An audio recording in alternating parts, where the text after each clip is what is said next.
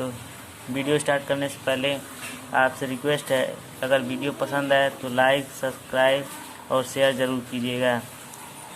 सबसे पहले हम जानेंगे कि वास्तविक संख्याएं क्या होती हैं। फ्रेंड्स, वास्तविक संख्याएं वे संख्याएं होती हैं जैसे परिमेय तथा अपरिमेय सभी संख्याएं वास्तविक होती हैं।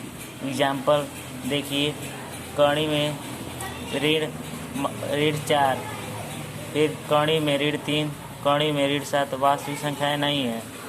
दूसरा देखिए 0, 1/2, कड़ी में 2, -5/6, 6 आदि, यह सभी वास्तविक संख्याएं हैं। अब हम जानेंगे प्राकृतिक संख्याएं क्या होती हैं। प्राकृतिक संख्याओं को हम इंग्लिश में नेचुरल नंबर भी बोलते हैं।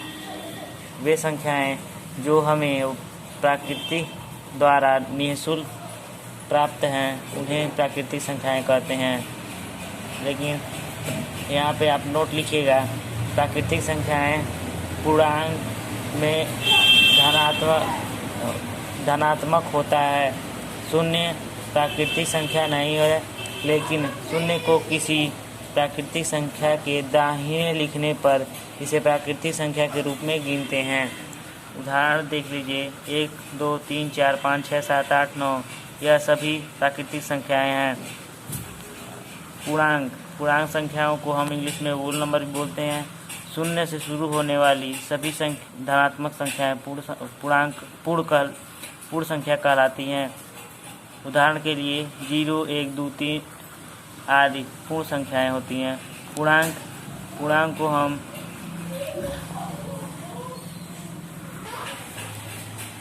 शून्य सहित सभी ऋणात्मक व धनात्मक संख्याएं पूर्णांक कहलाती हैं। इसे हम i से प्रदर्शित करते हैं।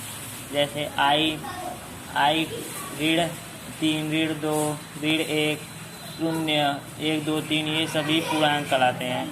अब हम जानेंगे परिमेय संख्या क्या होती हैं। परिमेय संख्याएं आपने कक्षाओं में पढ़ रखी हैं।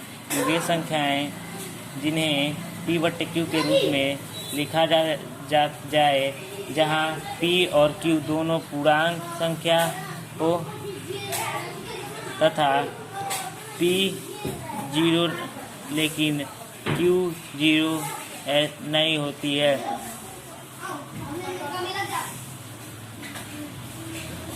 ऐसी सभी संख्याओं को परिमेय संख्या कहते हैं। उदाहरण के लिए आपने देख लीजिए 5/7, 15/11, 11/3, ये सभी क्या हैं? परिमेय संख्याएं हैं।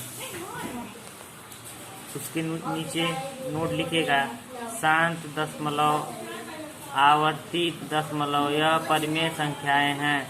अब हम जानेंगे अपरिमेय संख्याएं में इरेशनल नंबर क्या होते हैं।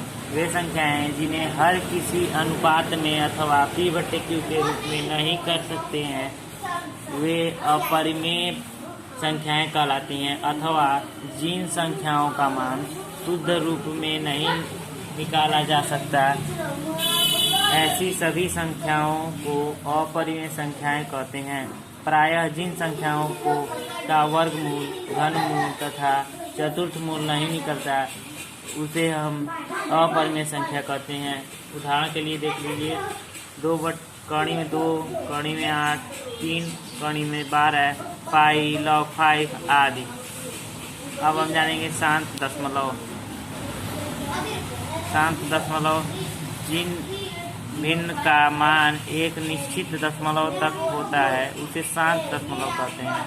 उदाहरण के लिए 1/400 बराबर 0.0025, 1/25, 7/25 आदि, 7/50। शांत दशमलव को पहचानने के नियम हम देख सकते हैं। जिस भिन्न का हर 2 घात या 5 घात या 2 × 5 घात हो तो वह शांत दशमलव कहलाता है। इसे हम अभी अगली एक्सरसाइज में पढ़ेंगे।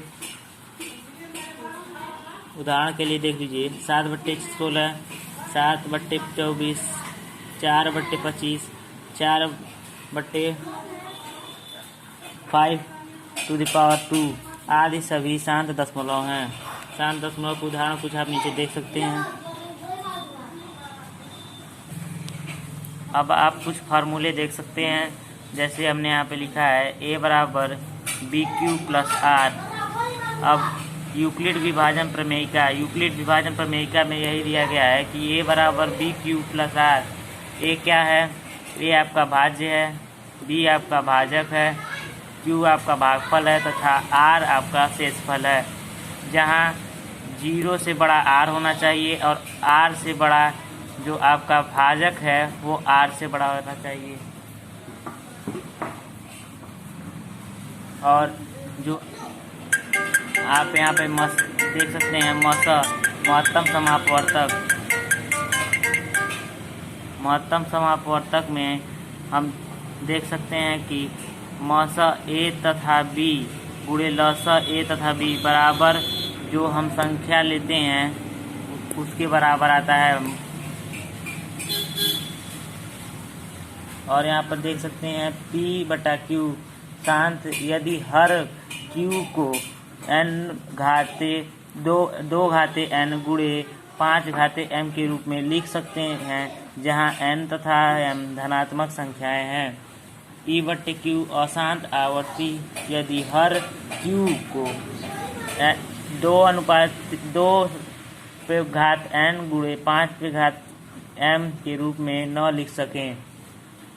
मौस हाईएस्ट कॉमन फैक्टर देखिए 12 बराबर 2 गुणे 2 गुणे 3, 18 बराबर 2 गुणे 3 गुणे 3।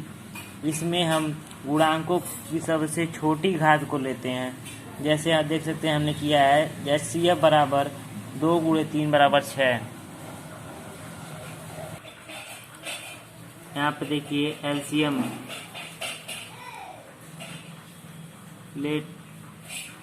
लेस्ट कॉमन फैक्टर 12 बराबर 2 गुणे 2 गुणे 3, 18 बराबर 2 गुणे 3 गुणे 3। एलसीएम में हम क्या करते हैं, जो सब इसके गुणांकों के उभयनिष्ठ बड़े घातों को लिया जाता है। जैसे देखिए हमने यहाँ पे लिया है, यहाँ पर आप इसको लेना है और यहाँ पर इसको लेना है, और जो इसके बाद जो गुणा करने पे जो होगा वही हमारा एलसीएम होगा। अगले वीडियो में, तब तक के लिए धन्यवाद।